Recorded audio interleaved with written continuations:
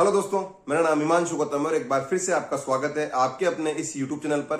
दोस्तों, आपने आपकी CGL 2024 प्री की आंसर की देख ली होगी, आपने अपना स्कोर देख लिया होगा और आपने कल जो शुभम सर का एनालिसिस का वीडियो आया था जिसमें उन्होंने हर शिफ्ट की कट ऑफ और हर कैटेगरी की कि लगभग आपका +-2 +-3 का आप एरर लेके चलो और अगर आप इस रेंज में एग्जिस्ट करते हो तो आपको मेंस की तैयारी करनी चाहिए, उन्होंने बताया था। ठीक है, +-2 या +-3 का एरर इसलिए चलता है भाई साहब क्योंकि इनके पास 70-80 हजार लोगों का डेटा आता है मात्र। ठीक है, 17-18 लाख लोग पेपर देते हैं, उनमें से 70,000, 80,000, 1 लाख लोगों का डेटा इनके पास आएगा, तो कहीं ना कहीं +-2 +-3 एरर का गुंजाइश रहती है। ठीक है, तो मैं भी आपसे ये कह रहा हूं कि अगर आप उस रेंज में एग्जिस्ट करते हो तो आपको मेंस की तैयारी करनी चाहिए। ठीक है, कहीं 1 महीने बाद ये चीज नहीं हो जाए कि आपकी आधे नंबर से 0.1 से 1 नंबर से आपकी कट ऑफ निकल जाए और आप इस चीज का अफसोस कर रहे हो कि यार 1 महीने पहले तैयारी शुरू कर देते तो अभी तैयारी का अच्छा फ्लो होता, अब मैं टाइपिंग करूं या कंप्यूटर पढ़ूं या मेंस की मॉक लगाऊं। ठीक है, तो आप अगर उस रेंज में हो तो आपको मेंस की तैयारी करनी चाहिए, रिस्क नहीं लेनी चाहिए। ठीक है भाई, मेंस की तैयारी में भी ये चीज आपको समझनी पड़ेगी कि चाहे प्री में कितने लोग पास करें, 1 लाख लोग पास हो, 50,000 लोग पास हो या 2 लाख लोग पास हो, फाइनल सिलेक्शन 17,000 या 18,000 जितनी वैकेंसी है उतने लोगों का होने वाला है। ठीक है, ऐसा नहीं है कि यार किसी बंदे का अगर 170 स्कोर आया है, किसी का 180 स्कोर आया है और वो अगले 2 महीने कोई लापरवाही कर देगा तो पक्की बात है कोई गारंटी नहीं कि उसका सिलेक्शन होगा। चाहे प्री में उसने 180 फोड़ है, चाहे 190 फोड़ है, चाहे 170 फोड़ है, अगर 2-2.5 महीने 2-2.5 महीने जो टाइम बचा हुआ है मेंस का, उसमें अगर कोई बंदा लापरवाही कर देगा तो वो भी सिलेक्शन की रेस से बाहर हो जाएगा। तो आपको आपके प्री का स्कोर, अब प्री का एग्जाम हो गया, अब आपको पूरी तरह से मेंस पे फोकस करना है क्योंकि भाई चाहे 2 लाख पास हो, 3 लाख लोग पास हो, चाहे 50,000 लोग पास हो, फाइनल सिलेक्शन 17 से 18,000 लोग का आना है। कहीं भी ओवर कॉन्फिडेंस में नहीं आना कि यार हमारा स्कोर तो 170 है, मैं तो डेफिनेटली मेंस फोड़ने वाला हूं, मेरा सिलेक्शन श्योर है। बहुत सारे लोग ऐसे थे लास्ट ईयर भी जिनका स्कोर 160 प्लस 170 प्लस था और फिर भी वो मतलब कहीं ना कहीं मेंस में रह गए किसी न किसी गलती की वजह से। कोई उनका दिन खराब हो गया, कोई मॉक खराब हो गया, कोई टाइपिंग में रह गया, कोई कंप्यूटर में रह गया। ठीक है, तो कहीं ना कहीं इस चीज को आपको ध्यान रखना पड़ेगा। जितना आपकी तैयारी थी प्री की वो हो गई, आपको मेंस पे पूरा फोकस करना पड़ेगा क्योंकि ये 1 लाख लोग, 50,000 लोग, जितने भी लोग होंगे ये भी क्रीम लोग हैं, इनका सबका स्कोर 160 170 के आसपास है, 150 प्लस है। ठीक है, तो डेफिनेटली अगर ये लोग कंपटीशन में है तो सब लोग पूरी ताकत से लगे हुए हैं, तो आपको भी पूरी ताकत से लगना पड़ेगा।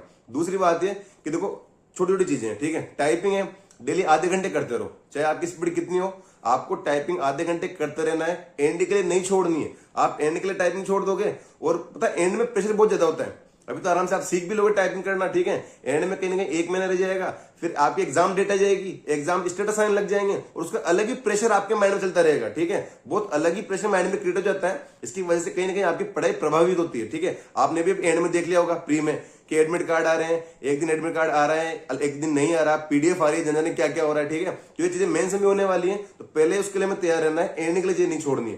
कंप्यूटर है तो शुभम सर ने, मैंने बता रखा था आपको कि उन्होंने अपने एक तो ई बुक डाल रखी है टेलीग्राम चैनल पे। ठीक है, वो आप जाके देख सकते हो। इसके अलावा यूट्यूब का भी इन्होंने लगभग 25-26 वीडियोस का इन्होंने एक प्लेलिस्ट डाल रखी है, उसको भी आप देख सकते हो। ठीक है, अदर बाकी मैथ्स, रीजनिंग, इंग्लिश जीके वाला पार्ट है, इनके आप मॉक प्रैक्टिस करते रहो और मॉक से ज्यादा मैं आपको सलाह दे रहा हूं कि सेक्शनल क्विज होते हैं वो बहुत इंपॉर्टेंट होते हैं, उन पे फोकस करना। अभी भी जब प्री का रिव्यू आया ना तो बहुत सारे लोगों ने इस चीज को बकायदा मुझे टेलीग्राम पे मैसेज करके बोला क्या भैया आप कहते थे इस बात को कि डेली इंग्लिश के 4-5 सेक्शनल क्विज लगाओ। 2-3 महीने हमने कंटिन्यू इंग्लिश के सेक्शनल क्विज लगाए हैं और हमारा स्कोर बढ़ा है। पिछली बार मैंने जो CHSL दिया था, लास्ट टाइम जो एग्जाम दिया था उसमें मेरे 25-30 नंबर ही थे इंग्लिश में, इस बार मेरे 45 या 47.5 या 50 तक लोगों ने स्कोर बताया कि हाँ इंग्लिश में आया और सेक्शनल क्विज से फायदा हुआ है। ठीक है, तो मेंस में भी ये चीज रहने वाली है। टेक्स्ट बुक पे आपको देखो CGL वाले मिल जाते हैं। ठीक है, उनमें बहुत सारे सेक्शनल क्विज है, CGL के 5-6 सालों के आप देखोगे ना कम से कम 150-200 तो ये हो रहे हैं। ठीक है, इसके अलावा आप CPO के देखोगे लगभग 60-70 ये हो जाते हैं। CHSL के तो शायद मेरे को लगता है 250-300 पार होंगे। ठीक है, तो इतने सारे सेक्शनल क्विज है, नॉट ओनली फॉर इंग्लिश, आपके मैथ्स के, रीजनिंग के, जीके के, जिस भी टॉपिक के आपको प्रैक्टिस करनी है ना, क्योंकि आप 2-2.25 घंटे का मॉक एक लगा लोगे, आप दिन भर के 2-2 घंटे के मॉक थोड़े लगाते रहोगे। ठीक है, एक आपने आपका जो भी सर्टेन टाइम था उसमें आपने 2.25 घंटे का मॉक लगा लिया, उसके बाद तो आप सेक्शनल क्विज से प्रैक्टिस करोगे ना। तो डेली आपको जो भी टॉपिक आपका वीक लग रहा है उसके सेक्शनल क्विज की प्रैक्टिस करते रहना।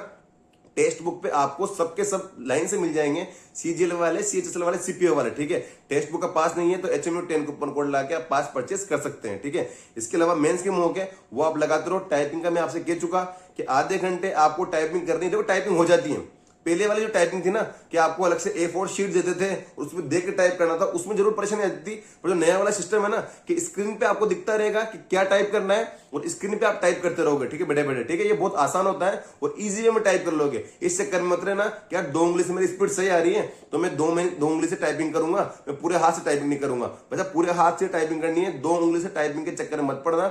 2 महीने अच्छा टाइम है, आराम हो जाएगा।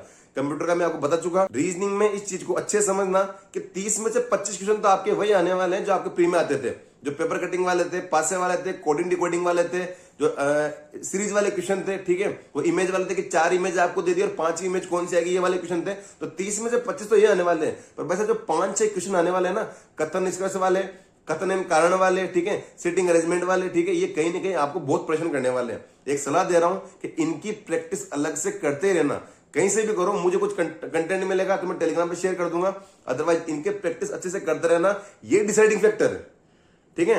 मैथ्स में मैंने कह दिया आपको कि जो प्री के आपकी 36 शिफ्ट है वैसे ही क्वेश्चन आने वाले हैं, ठीक है। तो 2-3 टॉपिक नए हैं ना, प्रायिकता वाले और सांख्यिकी वाले, इनकी अच्छे से प्रैक्टिस करते रहना। इनके अलावा जो 25 या 26 क्वेश्चन जो बचे हुए सिलेबस के, पुराने सिलेबस के आने वाले हैं ना, वो वही आने वाले हैं जो 36 शिफ्ट में आ चुके हैं, ठीक है।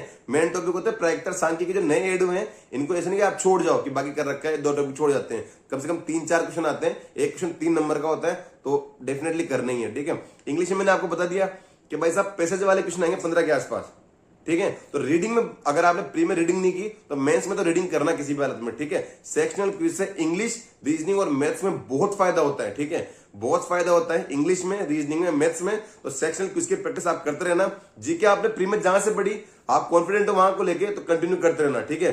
तो आपको लग रहा है कि आपने जीके में किसी भी कोचिंग से पढ़ी थी, किसी भी टीचर से पढ़ी थी, किसी भी यूट्यूब वीडियो से पढ़ी थी और आपको लग रहा है कि यार बहुत सही फ्लो मेरा बैठा है, तो ऑब्वियसली उसको कंटिन्यू करना पड़ेगा, ठीक है। बाकी मेरा मैं आपसे ये कह रहा हूं, main focus 315 number maths, reasoning और इंग्लिश पे करना, ठीक है, क्योंकि ये बहुत इंपॉर्टेंट है। यहां जितनी मेहनत करोगे उतना स्कोर आएगा। जीके में वैसा कभी चीजें पढ़ी आ भी जाती है, नहीं भी आती कभी, ठीक है।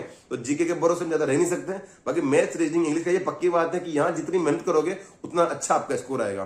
तो मैं उम्मीद करता हूं कि सब भाई लोग मेहनत की तैयारी अच्छे से करेंगे, कोई भी भाई ओवर कॉन्फिडेंस में नहीं रहेगा।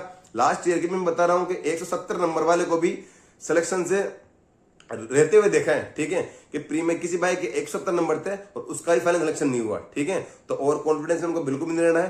पूरी तैयारी जिस तरीके से हमने प्री में करी है उससे ज्यादा मेहनत मेंस में करेंगे। पहले तो ये था ना कि यार 1,70,000 में आना है, ठीक है, अब तो 17,000 में ही आना है, ठीक है। तो हमें बहुत मेहनत करनी पड़ेगी और पूरी जी जान से मेहनत करो। Thank you so much.